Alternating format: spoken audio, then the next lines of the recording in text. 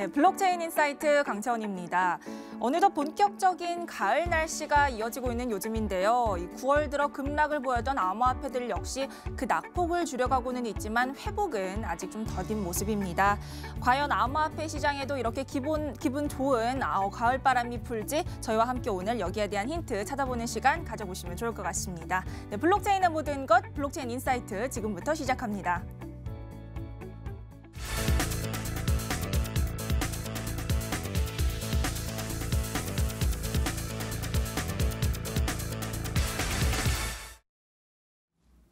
네, 블록체인 이슈들 심층 진단해보는 블록체인 이슈업 시간입니다. 자, 오늘 살펴볼 이슈들 화면으로 먼저 만나보고 오겠습니다.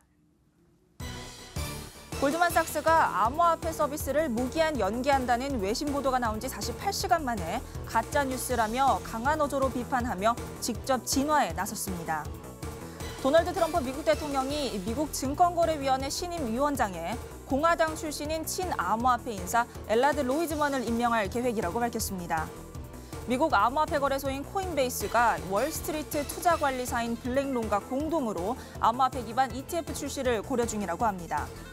지난 2008년에 대규모 월스트리트 금융위기가 재발할 가능성이 높아지고 있다는 주장이 제기되면서 해지 수단인 비트코인이 글로벌 통화로 받아들여야 될 것이라는 의견이 나왔습니다.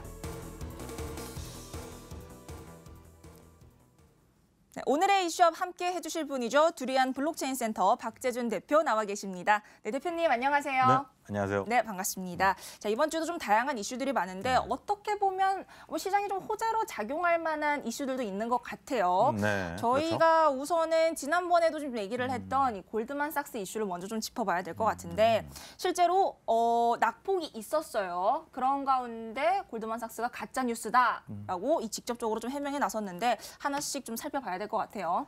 네, 이 낙폭 자체가 뭐 7,500달러에서 6,500달러 선까지 떨어졌고 네. 지금 그 약세가 아직 회복이 안 되고 있는 상태죠. 근데 그 뉴스에 나온 내용을 잠깐 좀 살펴보면 네.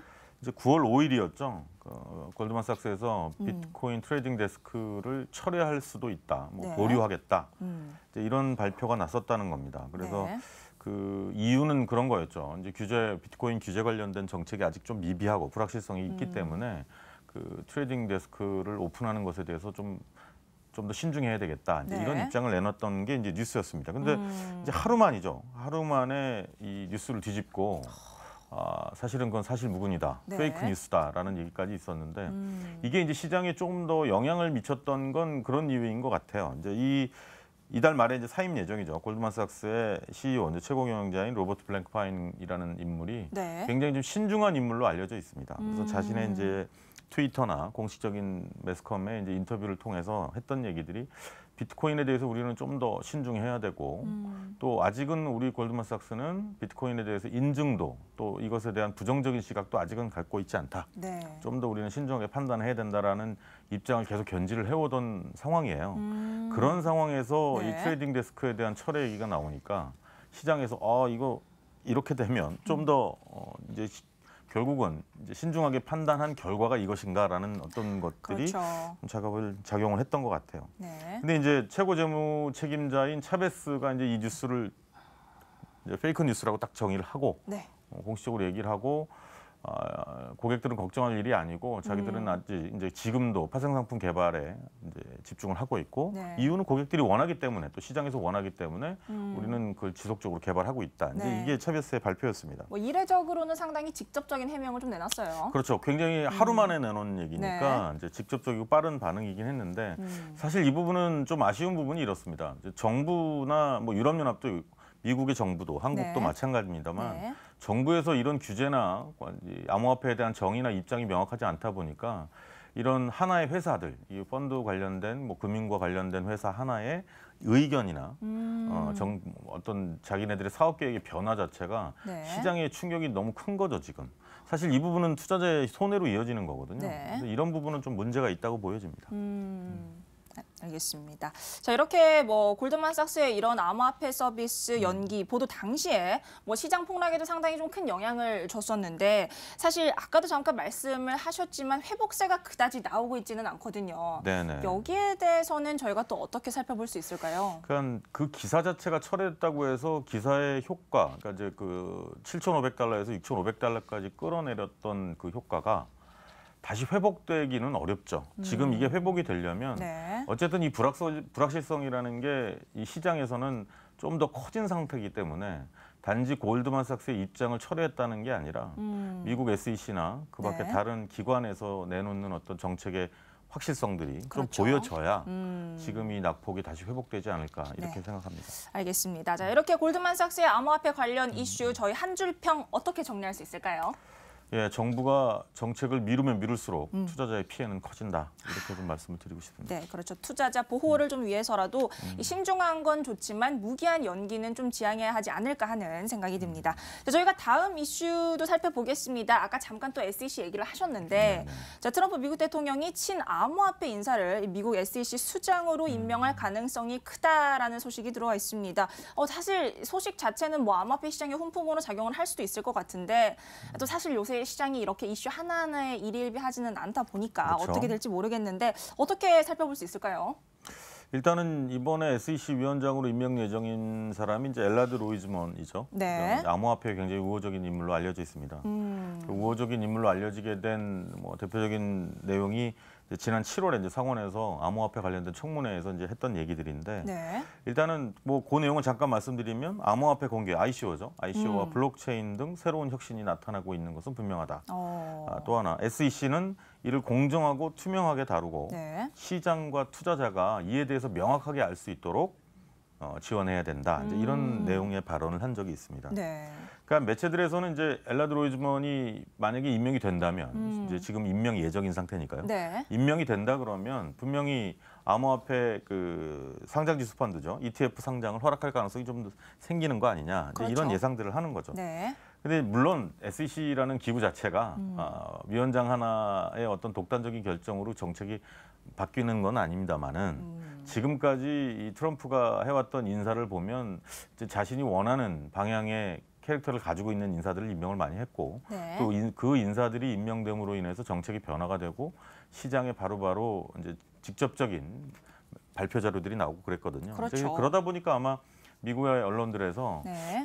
지금 만약에 엘라드 로이즈먼이 예상대로 임명이 된다 그러면 이 친암호화폐 성향을 가진 분의 어떤 결정이 이 암호화폐 시장에 좀 더 좋은 이제 영향을 미치지 않을까 네. 이런 기대를 하는 것 같습니다. 네, 사실 미국 SEC의 이런 비트코인 ETF 승인 거부 상태가 투자 심리에 끼치는 영향이 상당히 큰 건 좀 사실인 만큼 앞으로 좀 지켜보면 좋을 것 같다는 생각은 듭니다.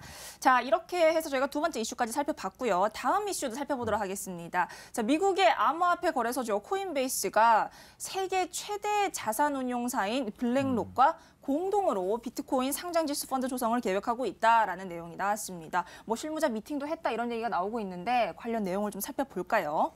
예, 뭐 블랙록하고 상품 개발에 대한 얘기가 있었고 지금 말씀하신 대로 실무진과의 회의도 있었다 그러니까 네.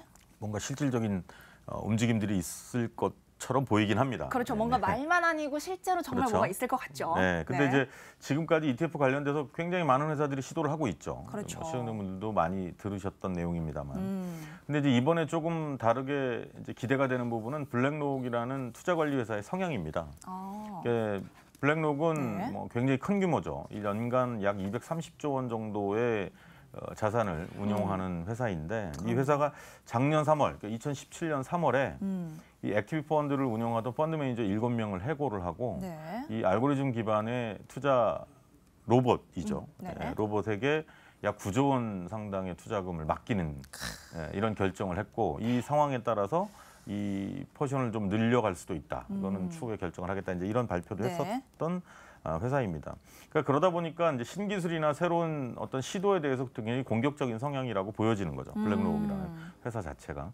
이제 그렇다면 블랙록이 이 코인베이스하고 내놓는 상품들도 이제 기존의 ETF 승인을 위해서 내놨던 상품 이외에 좀 더 공격적인 상품 기획이 나오지 않겠느냐. 그래서 이제 그 상품 네. 기획 중에 사례가 한두 개 있습니다만 그건 아직 이제 확정된 내용이 아니기 때문에 네. 뭐 언급할 필요는 없을 것 같은데 일단은 기존의 이제 ETF 승인과는 조금 다른 좀 더 공격적이고 적극적인 회사들이 네. 이 ETF 상품 개발에 나서고 있다. 이런 뉴스로 받아들이면 좋을 것 같습니다. 뭐 사실 이렇게 되면 이런 블랙록 같은 메이저 컴퍼니가 참여를 하게 되면 확실히 뭐 비트코인 ETF 승인 기대감 역시 확실히 좀 더 높아지긴 하겠죠. 그렇죠. 우리가 이제 요 앞서 말씀드렸던 것처럼 네. 미국 SEC의 암호화폐의 우호적인 위원장 엘라드 로이즈먼이 네. 들어오고 또 블랙록 이 새로운 기술이나 서비스에 공격적인 결정을 해왔던 블랙록이 ETF 상품 개발을 조금 더 공격적으로 하고 이 두 가지가 잘 블럭이 맞으면 네. 좀 더 빠른 시일 내에 시장에 긍정적인 효과가 있지 않을까 이렇게 기대를 해볼 수 있는 것 같아요. 네, 알겠습니다. 자, 마지막 이슈도 살펴보도록 하겠습니다. 자, 비트코인이 달러를 대체할 유일한 글로벌 통화가 될 것이다라는 주장이 나왔는데 어떻게 보시나요? 이거 어느 정도 좀 맥락이 좋은가요? 그러니까 이제 이 얘기가 비트코인이 처음에 태동했던 시기에서 몇 년 지나서부터인가 계속 나왔던 얘기죠. 결국은 나오고는 있는데 사실 그렇죠. 이게 정말 될까? 이런 생각이 그렇죠. 드는 건 사실이거든요. 네네. 근데 이제 지금 이 언급했던 사람이 이제 독일인 백만장자라고 이제 언론에서 이제 불리우는데 네. 비트코인 지지자이기도 하죠. 킴닷컴이라는 사람. 이제 달러가 화장지가 되기 전에 빨리 금이나 비트코인으로 바꿔라. 네. 이제 이런 얘기를 했었단 말이죠. 네. 근데 이제 이 근거는 이렇습니다. 뭐 자신의 트위터에서 발표했던 근거는 미국 정부가 매년 1조 달러의 부채를 만들어내고 있기 때문에 결국은 이 미국의 부채는 미국을 파괴하고 세계의 경제를 불황에 빠뜨릴 것이다. 이제 그렇기 때문에 결국은 달러는 취지가 될 것이고 그러니 빨리 비트코인이나 금으로 바꿔야 한다. 이런 주장을 펴는 겁니다. 네. 근데 이제 관심 있는 분들은 보셨던 기억이 있겠지만 이 비트코인이 이제 가격을 굉장히 이제 그 높은 상승 곡선을 그릴 때에도 또 하락 곡선을 그릴 때에도 비트코인과 관련된 여러 가지 음모론 또는 추측 이런 얘기들이 굉장히 많았죠. 많았죠. 그래서 뭐 관련된 다큐멘터리도 유튜브를 통해서 많이 보실 수가 있고요. 그렇죠. 사실 한두 번 나오는 얘기는 아니에요. 맞습니다. 네. 근데 이제 그때마다 각종 음모설과 추측 뭐 이렇게 될 것이다 저렇게 될 것이다라는 얘기가 나올 때마다 단골처럼 등장하든 아니면 아주 근거로 공통되게 등장하는 게 바로 연준에서 대책 없는 달러를 찍어내는 현상, 현상이 아니라 그런 정책이 네. 분명히 세계 경제를 위기에 빠뜨릴 것이다라는 얘기가 있었습니다. 네. 그 얘기는 항상 이런 영상이 나올 때 중심이 됐던 얘기들이죠. 그러니까 이번 얘기도 결국은 뭐 이 미국의 킴닷컴의 얘기가 아니라 네. 독일인 이 킴닷컴이라는 사람의 추측이 아니라 그동안 있어왔던 여러 가지 영상이나 보도들을 통해서 나왔던 얘기이기 때문에 뭐 특별한 얘기라고 보기는 어렵습니다. 그렇죠. 하지만 네. 이제 만약 이런 예상이 꼭 아니더라도 글로벌 단일화폐, 그러니까 다시 말씀드리면 이 비트코인을 위시한 여러 종류의 암호화폐들은 네. 특정한 한 국가의 이익을 위해서 또는 오. 특정 뭐 유로든 달러든 뭐 한화든 뭐 일본이든 뭐 또 중국의 위안이든 특정 국가의 통화에 유리한 정책을 펼 수 없는 게 일단 공통점이라는 거죠. 그러니까 이런 측면에서 보면 글로벌 네. 단일화폐의 필요성도 글로벌 단일화폐의 효과도 네. 분명히 긍정적이긴 한 것 같습니다. 네, 과연 이렇게 글로벌 단일 통화의 주도권 경쟁 어떻게 될지 지켜보면 좋을 것 같습니다. 자, 이렇게 해서 오늘의 블록체인 이슈업 두리안 블록체인 센터 박재준 대표와 함께했습니다. 네, 대표님 감사합니다. 네, 감사합니다.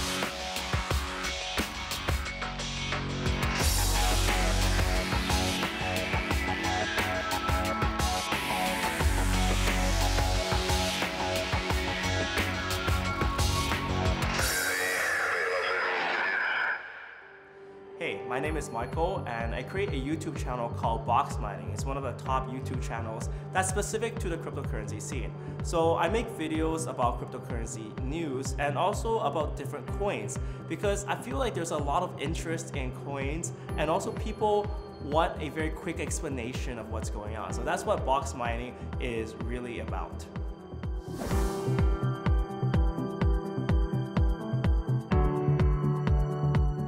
Sure, so with Box Mining, I started off as a passion project. So this really started early last year, so just before the whole cryptocurrency scene took off. This is because of my long-going interest in cryptocurrencies and also mining in particular. I actually started in 2012, but I didn't speak to anyone. And that was a big mistake. Not having a community to speak to was one of the biggest mistakes I've ever made. So then I started a channel. I said, why don't I just talk to other people about cryptocurrency, about blockchain, and start building a community and start just conversing about what's good, what's not, and what works. So now the channel is not just about mining, but it's all about cryptocurrency in general. And we started kind of building a team early this year, actually. So this year we started kind of building a team to kind of filter out the good projects, do more due diligence on it, and also try to get a reach to the team as well. So one thing that's quite special about my channel is not only am I interested and talk about it, but I always try to visit the teams responsible, visit the projects, and meet them up as real people. So that's what I really want to do in this space.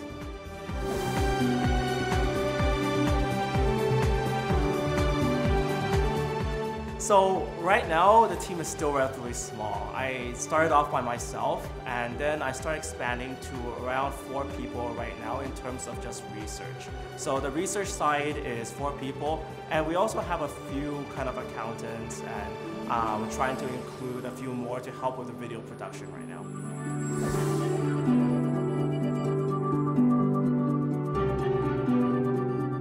So the vision started off with Bitcoin. So that was my original passion, the thing that I mined originally. It was all about this alternative currency. And it was crazy because when I first started, I kind of made all the mistakes anyone new in the scene would make. In fact, I saw a lot of newspaper articles when Bitcoin was around $15, and they said, well, Bitcoin's a bubble. You know, it just went from $10 to $15 in one day, and that's obviously too much. So I believed that, and I kind of sold a little bit, and I fell for a lot of this kind of fear, uncertainty, and doubt. So that's when I first started, and I realized, I started realizing as Bitcoin grew, that's not true. There's a lot of value in having a decentralized currency, a decentralized store of value. So that's how I originally started and got into the space. But then last year, for me, it really just clicked. It's not just about a store of value, but also there's so many different ways to apply this trustless technology. So not just with storing value, but with computation as well. So that's when I really dug deep into Ethereum, the ability to create decentralized apps, the idea to really have a computation that's outside of anyone's control. I mean, that's so crazy if you think about it. We've never seen something like this before, to be able to execute even a smart contract and not having someone to kind of be an arbitrator or be an executioner of the code. The whole community executes that code.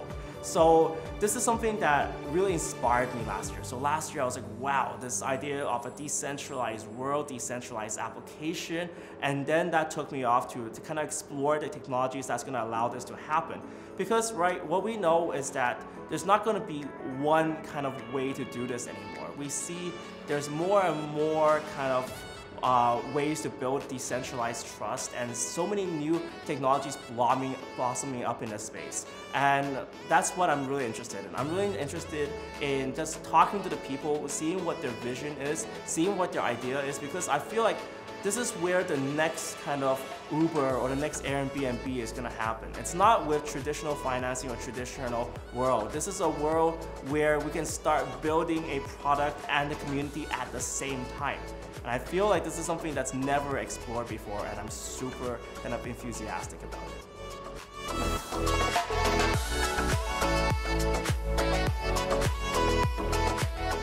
So for me, I take projects that I personally find interesting. I try to strike a balance between projects that are trying to look and raise for money, and also projects that are basically finished ICO or trying to launch a project. I believe for me, you must follow a project throughout its whole phase. So when I look at a project and I start at the funding, and then I want to follow it through and see what products they're delivering, what updates they're bringing, and what kind of value they're going to bring to the community. So I just try to strike a balance between everything here.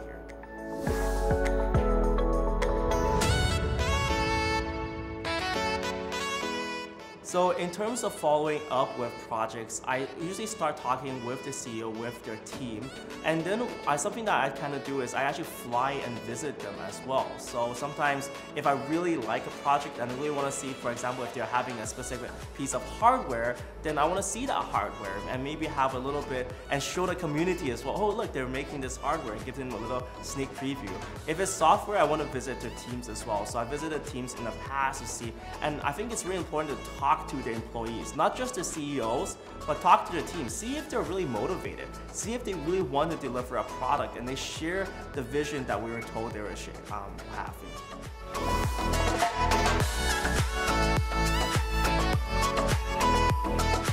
So this idea of an influencer is very interesting because the industry wants to call us influencers, but we're actually really content creators. We want to think of servants of the community rather than the influencers of a community. So I've been saying when I created this YouTube channel, I grew with the community as well, and I want to give back as much as possible. So not only do I take projects and ask for projects what people want to cover, I also want to say, look, I'm going to go to this project and visit them. What questions do you want me to ask? What questions are you interested in? And giving that kind of, trying to make it feel like as if they're there as well. So in that sense, I don't think that our role here is just to bring like maybe funds to a project, but for the community to be the eyes of the community in terms of looking at projects and just making sure that they're delivering on the promise.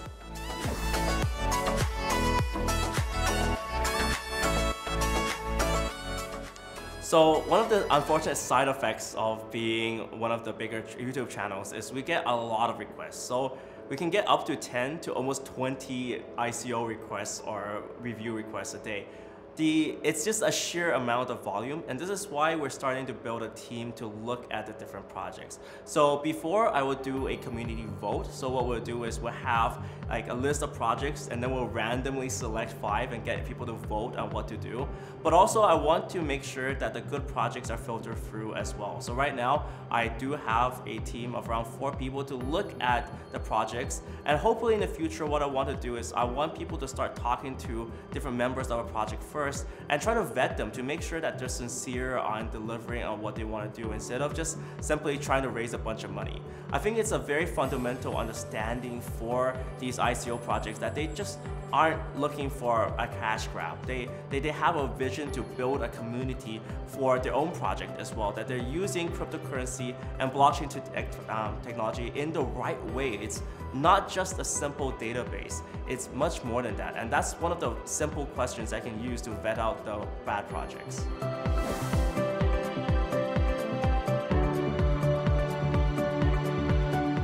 So this is a really, so in terms of what I value in a project, I think the team matters a lot. So the team needs to have experience in delivering something. They need to have the background and understanding in blockchain as well. So if it's a very new team, I'm a little bit suspicious because blockchain technology, one of the biggest drawbacks that's different from traditional technology is that once you deploy a smart contract, you can't change anything. So if they don't have that experience, if they are more experienced in web development where they can change every even few hours and do A/B testing, then that's not really good experience in blockchain.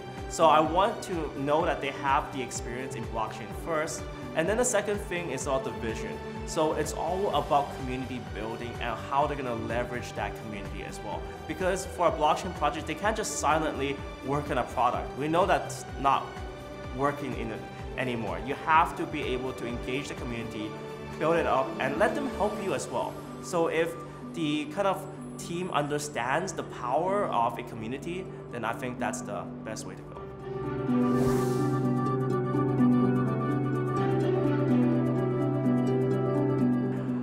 So in terms of making videos, I made a lot of videos. So when I first started Box Mining, I made a promise to myself. It's a very personal project, and I said I'm gonna make at least one video a day. And it's been running for more than a year now. So I think I have around more than 400 videos right now. Sometimes I make 2 a day and just to update people. So it's about a lot of content, a lot of updating, because the blockchain space moves so fast. A day in blockchain is like a week in traditional finance. And I feel like that's the rate we need to put out videos and content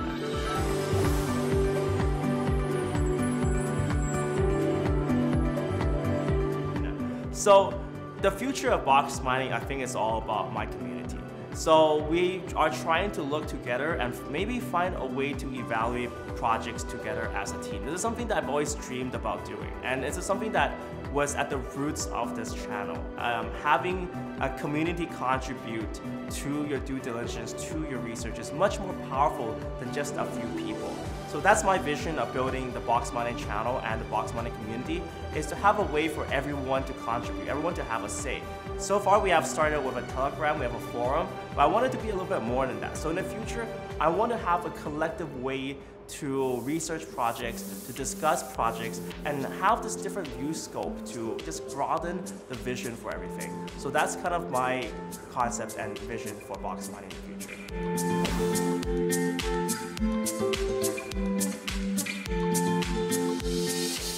So Box Mining, I wanted to be very unbiased for the longest time. So I've been offered a few advisory roles, but I haven't taken them. Recently though, there was a gaming project because my original background, I have a lot of gaming experience as well. I've been doing game design for a while. That was my kind of job prior to this. So I do have one advisory role right now, but we're gonna see how that goes and see how it works out.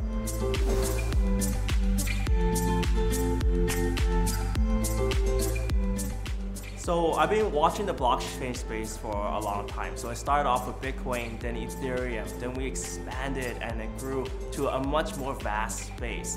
So what my vision right now is that I don't think there's gonna be one blockchain to rule them all anymore. There's a lot of people still believing that one is gonna shine out. But what I see and I'm beginning to see now is that new projects are popping and they're offering slight advantages or slight kind of changes to the recipe.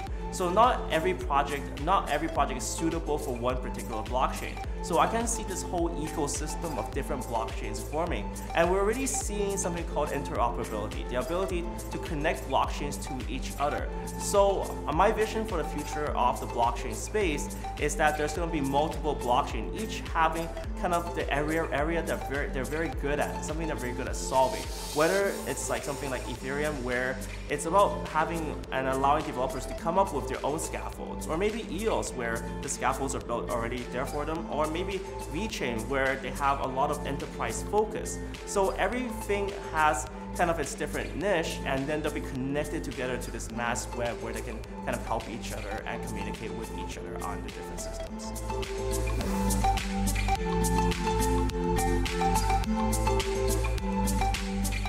So in terms of every day, what would immediately change? I think it will become something about trust. So with Bitcoin itself, we'll learn about a new currency, a new way of transferring value. And that's the immediate kind of deliverable that blockchain technology has to offer. You can transfer like $1 million to somewhere, anywhere around the globe, and it's free. It's not free, but it's much cheaper than say something like a bank, and it takes much less time. So right now, for delivering large amount of value over borders, that's going to be fast. Then we have the decentralized applications, and there's a lot of kind of advantages that can be brought with supply chain management.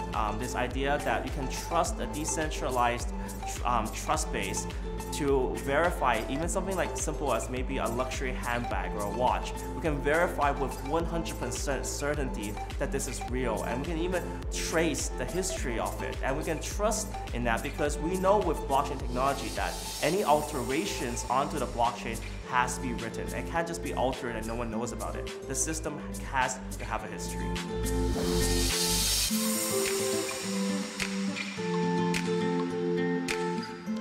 So right now I'm based in Asia, and I found that blockchain is very global. So I try to visit as many different countries as possible to see what their scene is like. So this year I'm trying to choose conferences and events and gatherings that's all around the globe, and I want to see how this technology is touching people in every location. So in terms of finding me, you have to see what's happening, and you can probably check my website for that.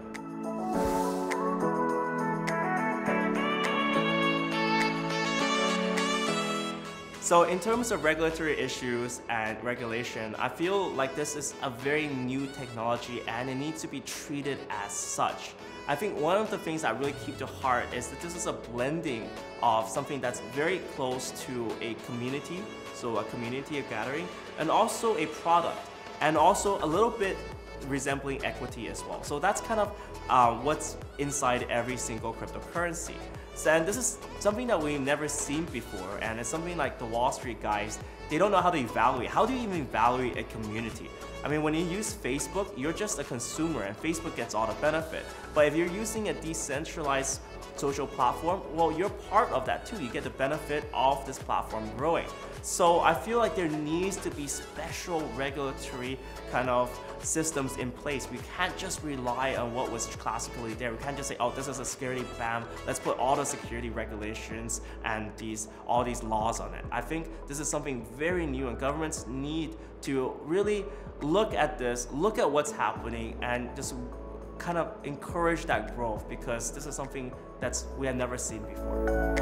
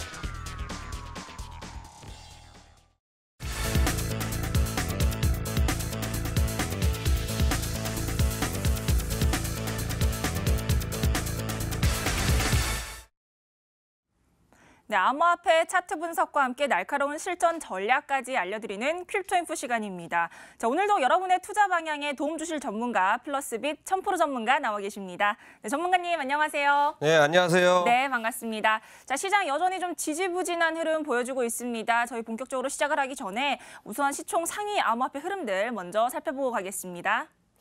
자, 안녕하세요. 1000% 전문가입니다. 지난주에 이어서 제가 다시 방송에 나오면서 자, 우리 시청자분들에게 단기적인 비트코인 시세들과 암호화폐 전반적인 흐름 자체를 이제 파악을 해드릴 텐데요. 자, 지난주에 제가 나왔을 때 어느 정도 이제 약세장과 이제 조정장세가 나올 것이다. 자, 이 부분을 한번 언급을 해드린 적이 있었는데 지금 현재 오늘까지도 계속해서 약세 부분들이 나오고 있습니다. 자, 거래량들이 많이 안 나오고 있는 만큼 이 부분 잘 주의 있게 체크를 하셔가지고 매매를 하시면 좋을 것 같은데요. 지금 현재 흐름상 아직까지는 뭐 상승 모멘텀이 있는 건 아닙니다. 자, 미국 내 지금 현재 비트코인 상품에 관련해 가지고 스웨덴에서 만든 상품이 있습니다. ETN 상장 지수 채권 상품이 있는데요. 자, 미국 내에서 이제 매매를 이제 금지시켰다는 또 악재가 또 이렇게 나왔습니다. 자, 기존에는 어느 정도 이제 큰 손 세력들 이제 물량들이 이렇게 대거 나오면서 악조건에서 이제 나오고 있었는데 계속해서 이제 시장에 계속 악재 부분들이 이제 반영이 된다 하면 결국에는 상승 동력보다는 하락 동력에 지금 현재 힘을 많이 받고 있는 상태다, 이렇게 보시면 좋을 것 같고요. 뭐 이렇게 악재만 있다고 해가지고 무조건적으로 시장이 조정을 주거나 하락을 나온 건 아닙니다. 자, 단기적으로 또 이제 좋은 호재 소식이 있습니다. 자, 코인베이스 거래소에서요, 단기적으로 이제 ETF 상품 만드는 데 있어서 세계 최대 투자 자문사입니다. 자, 블랙록에 자문 요청을 하면서 ETF 상품이 가시적으로 성과가 나오기까지 지금 빠른 시간 안에 안에 나올 가능성이 굉장히 높아진 만큼 자, 이 부분도 지금 매매하시는 데 있어서 적극적으로 이렇게 전략적으로 활용을 하시면 충분히 단기 바닥 부근 맥점에 찾아서 비트코인 매매하시는데 굉장히 큰 어려움이 없을 것이다 이렇게 말씀을 드리도록 하겠고요. 자, 가격적인 전략을 한번 보도록 하겠습니다. 결국에는 뭐 기술적 차트도 이제 한몫한다고 이제 보시면 좋을 것 같은데 제가 이 밑에 부분에 이제 빨간 선으로 이제 박스를 이제 해놓은 부분이 있습니다. 만약에 이제 추가 하락세, 약세장이 이렇게 펼쳐지면서 지속화된다 그러면 단기적으로 이제 700만 원 초반이나 700만 원 가격대까지 이탈할 가능성이 어느 정도 있는 상태입니다. 자, 그 말은 왜 그러냐면 거래량 부분들이 지금 현재 상승 모멘텀 재료로 인해 가지고 안 나와주고 있는 만큼 자, 하락 가속화가 지금 현재 확률이 높은 만큼요. 자, 보수적인 대응을 하시면서 전략적으로 하시면 좋을 것 같고요. 자, 단기적인 기술적 반등도 있습니다. 단기적인 기술적 반등은 740에서 760만 원 정도 선까지 바라보시고 매매하시면 좋겠다 이렇게 말씀을 드리도록 하겠고요. 자, 바로 이어서 시총 2위죠. 이더리움도 한번 살펴보도록 하겠습니다. 자, 이더리움 같은 경우에는요. 지금 뭐 비트코인보다 사실상 가격적인 하락 부분이 굉장히 크게 이렇게 나왔습니다. 비탈릭 부테린이 이제 나오면서 너무 심한 낙폭이 심화되니까 나오면서 가격 방어에 좀 이렇게 들어간 형국이 있는데요. 자, 4대 프로젝트를 이제 언급을 하면서 가격 방어를 이제 하려고 노력을 했는데도 불구하고 지금 시장은 뭐 한마디 했다고 해가지고 지금 나오는 건 아니잖아요. 비탈릭 부테린도 좋은 얘기만 한 게 아니라 앞으로 또 이제 100배, 1000배 이런 시장이 안 나올 것이다라는 또 발언이 지금 또 여론을 또 문매를 맞고 있습니다. 자, 결국에는 뭐 이더리움을 신봉하고 있는 투자자들도 지금 현재 등을 돌릴 가능성도 굉장히 높아지고 있는 만큼 자, 이 부분 좀 이렇게 잘 가격 방어하는 데 있어서 개발자 입장에서 그래도 조금 어느 정도 좀 말을 가려가면서 하면 좋지 않을까 자, 생각이 들고요. 자, 그래도 뭐 이더리움도 호재가 있습니다. 자, 일단 뭐 이더리움이 지금 현재 과대 납폭 된 이유 중에 하나가 플로드가 증가를 하고 있는 상태고요. 지금 대비 실현을 하는데 지금 트랜지션 과부하가 생기고 있고 지금 오류 투성도 이제 많이 나오고 있습니다. 자, 심심하면 이더리움 해킹 사건도 이제 계속해서 이제 불거지면서 나오고 있는데요. 자, 다음 달이면은요.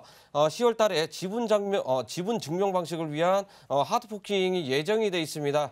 자, 이 이름이 뭐 굉장히 재밌습니다. 콘스탄티 노플이라고 자, 일명 명명을 하면서 굉장히 조금 10월 달에 이제 단기적인 바닥을 다지고 나서 물량들이 대거 들어오게끔 자, 이렇게 이제 현재 만들어지고 있는 상황인데요.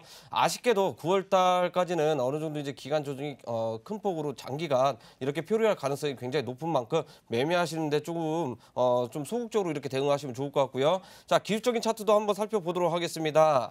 지금 이더리움 같은 경우에는 30만 원 이탈을 하면서 자, 20만 원도 지금 위협을 받고 있는 상태입니다.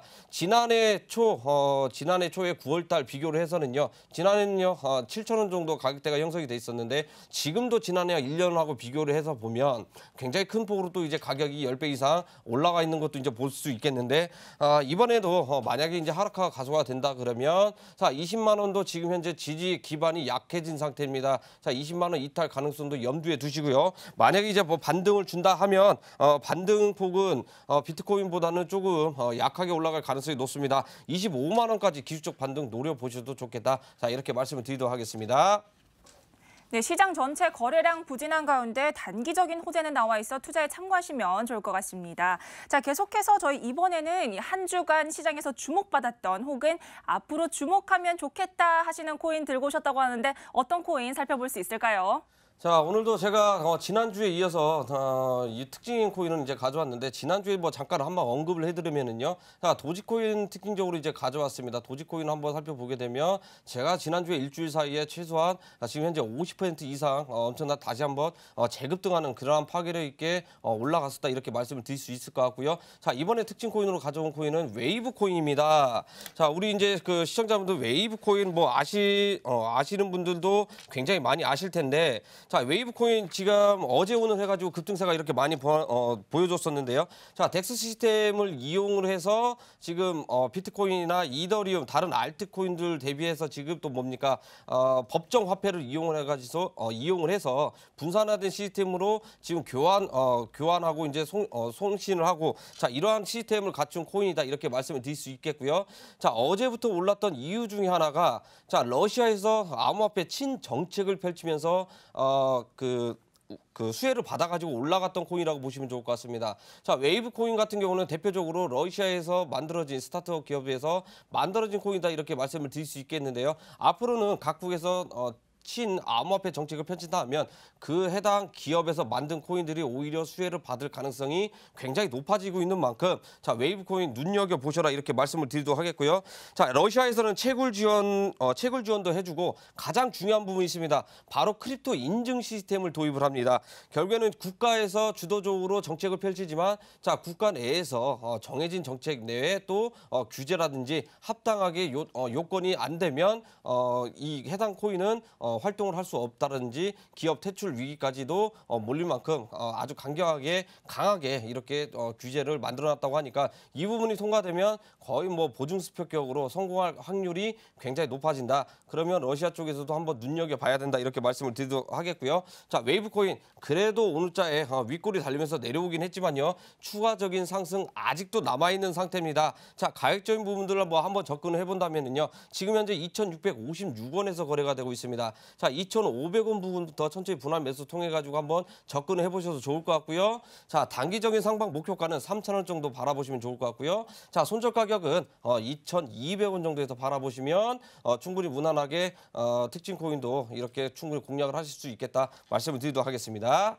네, 2016년에 상장된 러시아의 이더리움이라고 불리는 웨이브 코인에 대해서 알아봤습니다. 러시아의 이 적극적인 암호화폐 정책에 지원을 받는 만큼 살펴보시면 도움이 될 것 같습니다. 자, 이번에는 천프로 전문가가 이 시청자 여러분들에게 실전 전략을 알려주고 싶은 코인을 또 따로 들고 오셨다고 하는데 어떤 코인 저희 살펴볼 수 있을까요?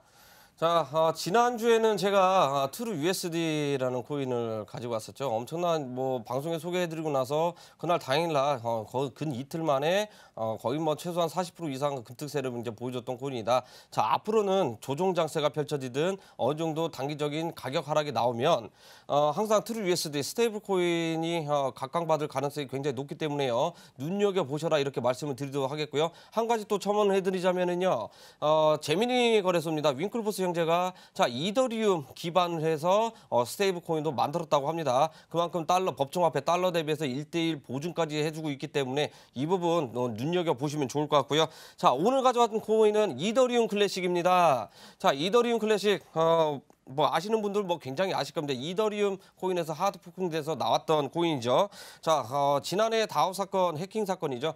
대표적인 사건이라고 이제 말씀을 드릴 수 있겠고요. 자, 비탈릭 부테린 이더리움 개발진들이 이 해킹 코인에 투자자들을 이렇게 보상을 해주기 위해서 기존 체인에 오류를 했던 부분을 삭제를 하고 보상을 해주려고 하는데 기존에 이 오류가 났던 체인에서 블록이죠. 체인에서 남겨져 있던 나머지 사람들이 반대표를 던지면서 오히려 이 체인이 불확실적으로 오히려 소멸되지 않고 계속 유지가 되면서 하드포킹 나온 게 이더리움 클래식입니다. 쉽게 말하면 이더리움 클래식 같은 경우에는요, 해킹 코인이다라고 이제 보시면 좋을 것 같고요. 그래도 뭐 각국에서 거래가 되고 있는 만큼 단기적으로 이제 뭐 시간적이라든지 또는 반등선 한번 노려봐도 좋겠다. 자, 이렇게 이제 말씀을 드릴 수 있을 것 같고요. 자세한 부분은 차트를 한번 보고 설명을 해드리도록 하겠습니다.